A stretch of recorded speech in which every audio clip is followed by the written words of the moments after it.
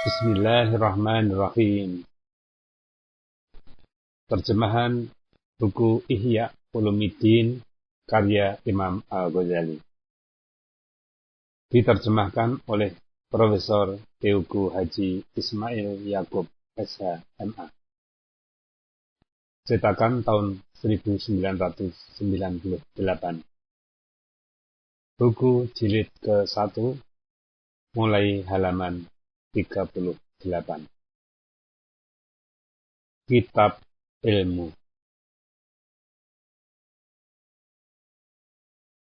Kitab Ilmu dan padanya 7 bab. Bab pertama tentang kelebihan ilmu, kelebihan mengajar dan belajar. Bab kedua tentang ilmu-ilmu yang fardu ain dan yang fardu kifayah, menerangkan batas ilmu fikih, memperkatakan ilmu agama, penjelasan ilmu akhirat dan ilmu dunia. Bab ketiga tentang apa yang dihitung oleh orang awam, termasuk sebagian dari ilmu agama, padahal tidak. Juga menerangkan jenis ilmu yang bercela dan kadarnya. Bab keempat tentang bahaya perdebatan dan menyebabkan kesibukan manusia dengan berselisih dan bertengkar. Bab kelima tentang adab pengajar dan pelajar.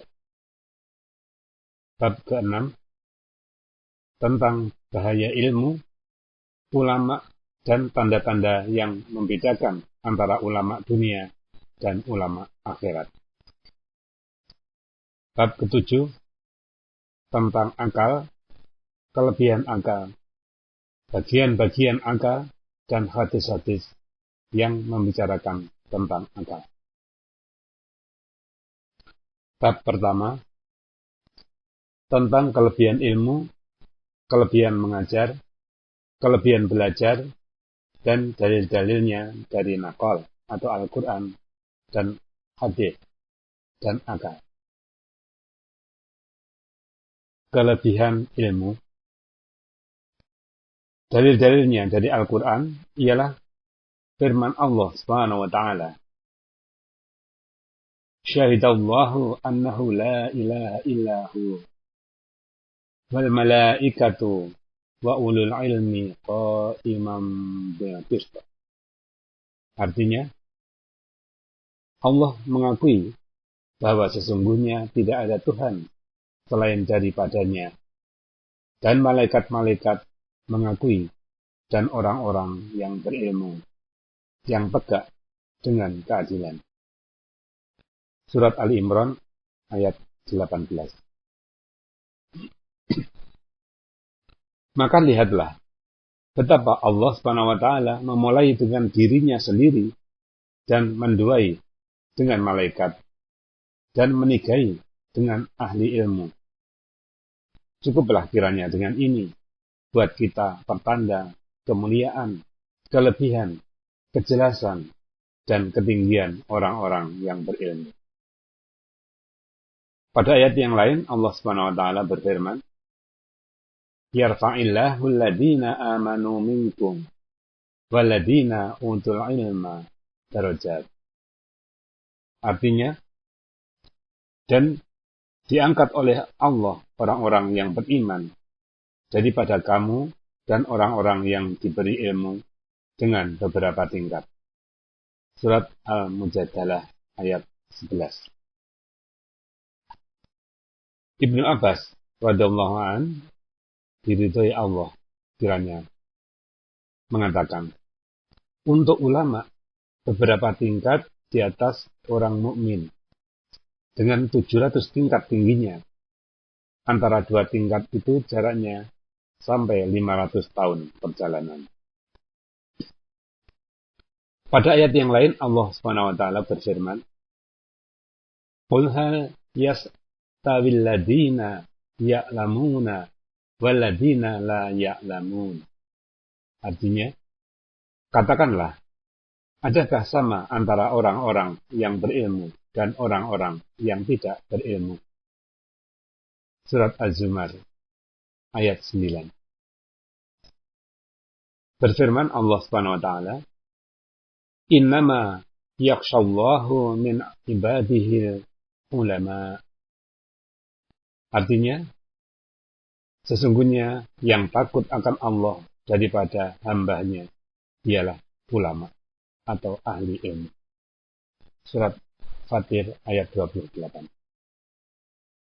Berfirman Allah Subhanahu wa taala, "Qul kafa billahi shahidan baini wa bainakum wa man 'indahu ilmul kitab." Artinya, katakanlah, cukuplah Allah menjadi saksi antara aku dan kamu dan orang-orang yang padanya ada pengetahuan tentang Al-Quran. Surat Ar-Ra'd ayat 43. Pada ayat yang lain disebutkan, qala alladzi 'indahu 'ilmun minal kitab ana atika bi. Artinya, berkatalah orang-orang yang mempunyai pengetahuan tentang kitab, aku sanggup membawanya kepada engkau. Surat An-Naml ayat 40. Ayat ini memberitahukan bahwa orang itu merasa sanggup karena tenaga pengetahuan yang ada padanya. Berfirman Allah Subhanahu wa taala, "Faqala alladziina utul 'ilma wailakum tsawabullahu khairul liman amana wa 'amilan sholihan." Artinya, berkatalah orang-orang yang berpengetahuan, malang nasibmu. Pahala dari Allah lebih baik untuk orang yang beriman dan mengerjakan perbuatan baik. Surat Al-Qasas ayat 80. Ayat ini menjelaskan bahwa tingginya kedudukan di akhirat diketahui dengan ilmu pengetahuan. Pada ayat yang lain disebutkan, wa tilka amsalu nadribuha linnasi wa ma ya'qiluha illal alimun. Artinya, contoh-contoh itu kami buat untuk manusia dan tidak ada yang mengerti kecuali orang-orang yang berilmu. Surat Al-Ankabut ayat 43. Dan firman Allah Subhanahu wa taala, "Walau radduhu ila rasuli wa ila ulil amri minhum wa alimahu waladina yastanbidunahu minhum." Artinya, kalau mereka kembalikan kepada Rasul dan orang-orang yang berkuasa di antara mereka, niscaya orang-orang yang memperhatikan itu akan dapat mengetahui yang sebenarnya. Surat An-Nisa ayat 83.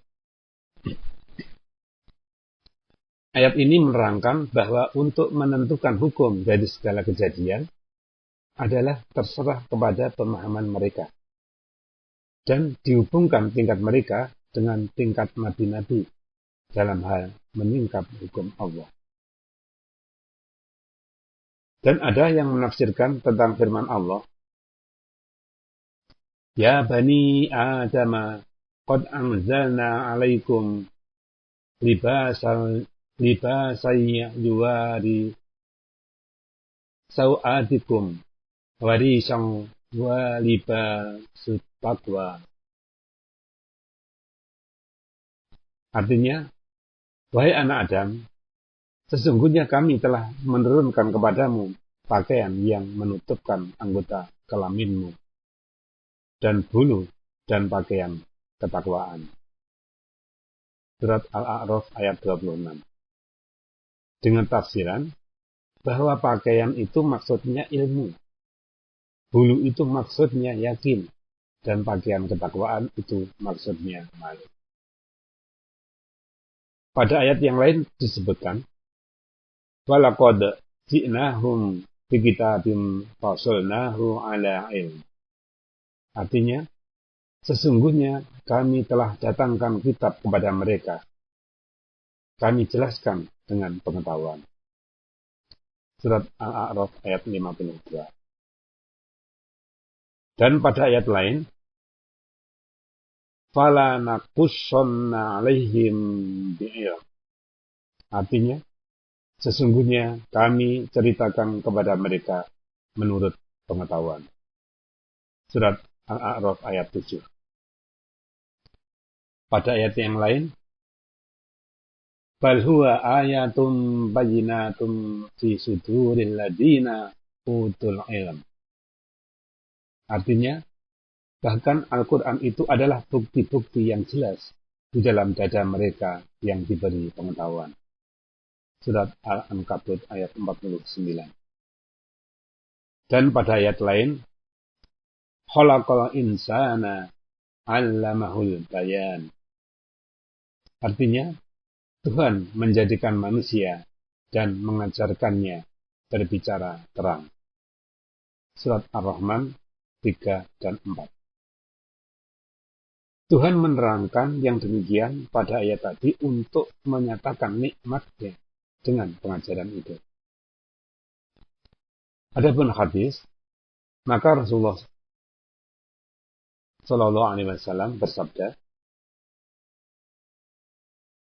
barang siapa dikehendaki oleh Allah akan memperoleh kebaikan, niscaya dianugerahinya pemahaman dalam agama dan diilhaminya petunjuk. Nabi SAW bersabda, orang berilmu atau ulama itu adalah pewaris dari nabi-nabi.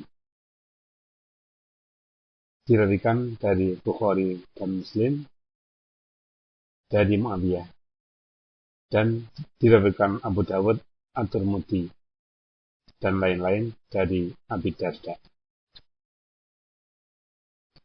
Dan sudah dimaklumi bahwa tidak ada pangkat di atas pangkat kematian dan tidak ada kemuliaan di atas kemuliaan yang mewarisi pangkat tersebut. Nabi SAW bersabda, isi langit dan isi bumi meminta ampun untuk orang yang berilmu. Sebagian dari hadis Abi Darda di atas. Manakah kedudukan yang melebihi kedudukan orang, di mana para malaikat di langit dan di bumi selalu meminta ampun baginya. Orang itu sibuk dengan urusannya, dan para malaikat sibuk pula meminta ampun baginya. Nabi SAW bersabda bahwa ilmu pengetahuan itu menambahkan mulia orang yang mulia dan meninggikan seorang budak sampai ke tingkat raja-raja. Diriwayatkan Abu Naim dan lain-lain dari Anas. Dijelaskan oleh hadis ini akan faedahnya di dunia dan sebagai dimaklumi bahwa akhirat itu lebih baik dan kekal. Nabi SAW bersabda, dua perkara tidak dijumpai pada orang munafik, baik kelakuan dan berpaham agama. Diriwayatkan At-Tirmidzi dari Abu Hurairah. Dan janganlah Anda ragu atas hadis ini, karena munafiknya sebagian ulama fikih zaman sekarang, karena tidaklah dimaksudkan oleh hadis itu akan fikih yang Anda sangkakan. Dan akan diterangkan nanti arti fikih itu. Sekurang-kurangnya tingkat seorang ahli fikih tahu ia bahwa akhirat itu lebih baik dari dunia. Dan pengetahuan ini, apabila benar dan banyak padanya, niscaya terlepaslah dia dari sifat nifaq dan riya. Nabi SAW bersabda, manusia yang terbaik dialah mukmin yang berilmu. Jika diperlukan dia berguna, dan jika tidak diperlukan, maka dia dapat mengurus dirinya sendiri. Diriwayatkan Al-Baihaqi dari Abi Darda. Nabi SAW bersabda, iman itu tidak berpakaian. Pakaiannya ialah takwa. Perhiasannya ialah malu. Dan buahnya ialah ilmu. Diriwayatkan Al-Hakim dari Abi Darda. Nabi SAW bersabda, manusia yang terdekat kepada derajat kematian ialah orang yang berilmu dan berjihad. Adapun orang yang berilmu, maka memberi petunjuk kepada manusia akan apa yang dibawa Rasul-Rasul. Dan orang yang berjihad, maka berjuang dengan pedang membela apa yang dibawa para Rasul itu.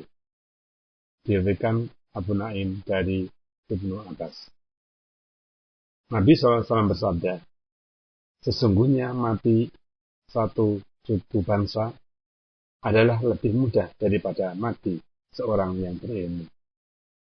Diriwayatkan At-Tabarani dari Ibnu Abdul Birri dari Abi Darda. Nabi SAW bersabda, manusia itu ibarat logam, seperti logam emas dan perak.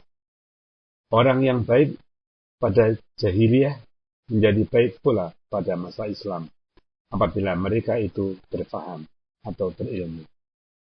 Diriwayatkan Al-Bukhari dan Muslim dari Abu Hurairah. Nabi SAW bersabda, ditimbang pada hari kiamat tinta ulama dengan darah syuhada, atau orang-orang syahid mempertahankan agama Allah. Diriwayatkan Ibnu Abdul Birri dari Abi Darda. Nabi SAW bersabda, barang siapa menghafal kepada umatku 40 hadis, sehingga ia menghafalkan kepada mereka, maka aku memberi syafaat dan menjadi saksi baginya pada hari kiamat. Diriwayatkan Ibnu Abdul Birri dari Ibnu Umar. Nabi SAW bersabda, barang siapa dari umatku menghafal 40 hadis, maka dia akan bertemu dengan Allah pada hari kiamat sebagai seorang ahli fikih yang alim. Diriwayatkan Abdul Birri dari Anas. Nabi SAW bersabda, barang siapa memahami agama Allah, niscaya dicukupkan Allah akan kepentingannya dan diberikannya rezeki di luar dugaannya. Diriwayatkan Al-Khatib dari Abdullah bin Juz Az-Zubaydi. Bersabda Nabi SAW, diwahyukan Allah kepada Nabi Ibrahim alaihissalam, hai Ibrahim, bahwasanya aku maha tahu, menyukai tiap-tiap orang yang tahu atau berilmu. Dari Ibnu Abdul Birri. Bersabda Nabi SAW, orang yang berilmu itu adalah kepercayaan Allah Subhanahu wa Ta'ala di bumi. Diriwayatkan Ibnu Abdul Birri dari Ma'as. Bersabda Nabi SAW, dua golongan dari umatku, apabila baik, niscaya baiklah manusia semuanya.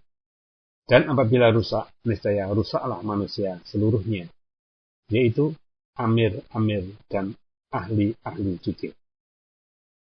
Diriwayatkan oleh Ibnu Abdul Birri dan Abu Naim dari Ibnu Abbas. Bersabda Nabi SAW, apabila datanglah kepadaku hari yang tidak bertambah ilmuku kepadanya, yang mendekatkan aku kepada Allah, maka tidak diberikan barokah bagiku pada terbit matahari hari itu. Diriwayatkan At-Tabarani, Abu Naim, dan Ibnu Abdul Birri dari Aisyah. Nabi SAW bersabda mengenai kelebihan ilmu dari ibadah dan mati syahid. Kelebihan orang berilmu dari orang abid atau orang yang banyak ibadahnya, seperti kelebihanku dari orang yang paling rendah dari sahabatku. Dirawikan At-Tirmidzi dari Abi Amamah. Lihatlah betapa Nabi SAW membuat perbandingan antara ilmu pengetahuan dan derajat kenabian. Dan bagaimana Nabi mengurangkan tingkat amal ibadah yang tidak dengan ilmu pengetahuan. Meskipun orang yang beribadah itu tidak terlepas dari pengetahuan tentang peribadatan yang selalu dikerjakan. Dan kalau tidak adalah ilmu, maka itu bukanlah ibadah namanya. Nabi SAW bersabda, kelebihan orang berilmu atas orang abid adalah seperti kelebihan bulan malam purnama dari bintang-bintang yang lain. Diriwayatkan Abu Dawud, At-Tirmidzi, dan lain-lain dari Abi Darda. Nabi SAW bersabda, yang memberi syafaat pada hari kiamat ialah 3 golongan, yaitu para nabi, kemudian alim ulama, dan kemudian para syuhada. Diriwayatkan Ibnu Majah dari Utsman bin Affan. Ditinggalkan kedudukan ahli ilmu sesudah Nabi dan di atas orang syahid, serta apa yang tersebut dalam hadis tentang kelebihan orang syahid. Nabi SAW bersabda, tiadalah peribadatan sesuatu kepada Allah yang lebih utama daripada memahami agama. Seorang ahli fikih adalah lebih sukar bagi setan menipunya daripada 1000 orang abid. Tiap-tiap sesuatu ada tiangnya. Dan tiang agama itu ialah memahaminya atau ilmu fikih. Diriwayatkan At-Tabarani dari Abu Hurairah. Nabi SAW bersabda, yang terbaik dari agamamu ialah yang termudah, dan ibadah yang terbaik ialah memahami agama. Diriwayatkan Ibnu Abdul Birri dari Anas. Nabi SAW bersabda, kelebihan orang mukmin yang berilmu dari orang mukmin yang abid ialah 70 derajat. Diriwayatkan Ibnu Uda dari Abi Hurairah. Nabi SAW bersabda, bahwa kamu berada pada suatu masa yang banyak ahli fikihnya, sedikit ahli qiraat, dan ahli pidato, sedikit orang meminta, dan banyak orang memberi. Dan amal pada masa tersebut lebih baik daripada ilmu. Dan akan datang kepada umat manusia suatu masa yang sedikit ahli fikihnya, banyak ahli pidato, sedikit yang memberi, dan banyak yang meminta. Ilmu pada masa itu lebih baik dari amal. Diriwayatkan At-Tabarani dari Hisam bin Hakim. Bersabda Nabi SAW, antara orang alim dan orang abid 100 derajat jaraknya. Jarak antara 2 derajat itu dapat dicapai dalam masa 70 tahun oleh seekor kuda pacuan. Diriwayatkan Al-Asfahani dari Ibnu Umar. Orang bertanya kepada Nabi SAW, wahai Rasulullah, amalan apakah yang lebih baik? Maka Nabi SAW menjawab, ilmu mengenai Allah Azza wa Jalla yang maha mulia dan maha besar. Bertanya pula orang itu, ilmu apa yang engkau kehendaki? Nabi SAW menjawab, ilmu mengenai Allah Subhanahu wa Ta'ala. Berkata orang itu lagi, kami menanyakan tentang amal, lantas engkau menjawab tentang ilmu. Maka Nabi SAW menjawab, bahwasanya sedikit amal adalah bermanfaat dengan disertai ilmu mengenai Allah, dan bahwasanya banyak amal tidak bermanfaat bila disertai kebodohan mengenai Allah Subhanahu wa Ta'ala. Diriwayatkan Ibnu Abdul Birri dari Anas. Nabi SAW bersabda, Allah SWT membangkitkan hamba-hambanya pada hari kiamat. Kemudian membangkitkan orang-orang alim seraya berfirman, hai orang alim, bahwasanya aku tidak meletakkan ilmuku padamu selain karena aku mengetahui tentang kamu. Dan tidak aku meletakkan ilmuku kepadamu untuk memberi azab kepadamu. Pergilah, aku telah mengampunkan segala dosamu. Diriwayatkan At-Tabarani dari Abi Musa. Kita memohon kepada Allah akan husnul khatimah. Adapun asar atau kata-kata para sahabat Nabi SAW dan pemuka-pemuka Islam lainnya, yaitu Ali bin Abi Thalib radhiyallahu anhu berkata kepada Kumail, hai Kumail, ilmu itu lebih baik daripada harta. Ilmu menjaga engkau dan engkau menjaga harta. Ilmu itu penghukum atau hakim dan harta itu terhukum. Harta itu berkurang apabila dibelanjakan dan ilmu itu bertambah dengan dibelanjakan. Berkata pula Ali radhiyallahu anhu, orang berilmu lebih utama daripada orang yang selalu berpuasa, bersalat, dan berjihad. Apabila mati orang yang berilmu, maka terdapatlah suatu kekosongan dalam Islam yang tidak dapat ditutup selain orang penggantinya. Berkata pula Ali radhiyallahu anhu dengan saja, tidaklah kebanggaan selain bagi ahli ilmu. Mereka memberi petunjuk kepada orang yang meminta ditunjukkan. Nilai manusia adalah dengan kebaikan yang dikerjakannya. Dan orang-orang bodoh itu adalah musuh ahli ilmu. Menanglah engkau dengan ilmu. Hiduplah lama. Orang lain mati, ahli ilmu itu terus hidup. Berkata Abul Aswad, tidak adalah yang lebih mulia dari ilmu. Raja-raja itu menghukum manusia, dan alim ulama itu menghukum raja-raja.